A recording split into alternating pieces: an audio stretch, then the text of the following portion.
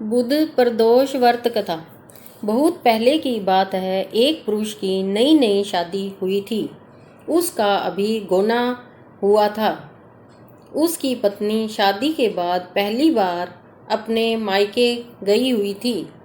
अपनी पत्नी को दोबारा लेने के लिए वह पुरुष अपने ससुराल पहुंचा और अपनी पत्नी की माँ यानी कि अपनी सास से बोला कि वह बुधवार के दिन ही अपनी पत्नी को अपने घर लेकर जाएगा।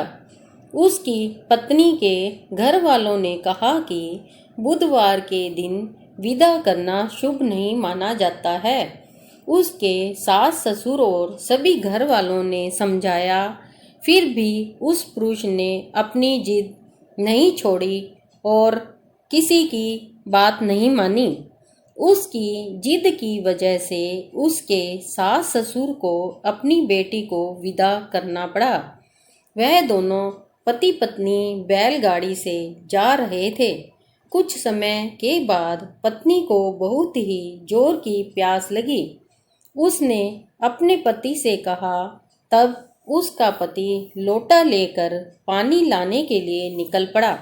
जब वह पानी लेकर वापस आ रहा था तो उस पुरुष ने देखा कि उसकी पत्नी किसी अन्य पुरुष द्वारा लाए गए पानी को पीकर हंस हंस कर उस पुरुष से बातें कर रही थी।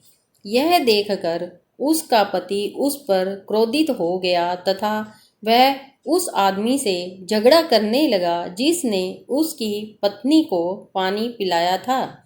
परंतु वह हैरान इस बात पर हो रहा था कि वह जिस व्यक्ति से झगड़ा कर रहा था वह उसका हमशक्ल था। बिल्कुल उसकी तरह दिखता था। काफी देर तक लड़ने की वजह से वहां पर लोगों की भीड़ इकट्ठी हो गई और सिपाही भी आ गए। सिपाही ने महिला से पूछा कि तुम यह बताओ कि दोनों पुरुष में से कौन सा तुम्हारा पति है। तब महिला असमंजस में पड़ गई और वहां इकट्ठे हुए सारे लोग आश्चर्य में पड़ गए। अपनी पत्नी और इस तरह के हालात को देखकर उसे अपनी गलती का एहसास हुआ और वह भगवान शंकर जी से हाथ जोड़कर विनती करने लगा, हे प्रभु मुझे क्षमा कीजिए, मुझसे बहुत ही बड़ी भूल हो गई। जैसे ही उसकी प्रार्थना विनती खत्म हुई तो दूसरा जो व्यक्ति था यानी कि उसका हम शक्ल था वह अंतर ध्यान हो गया। फिर वहां से दोनों पति पत्नी अपने घर चले गए।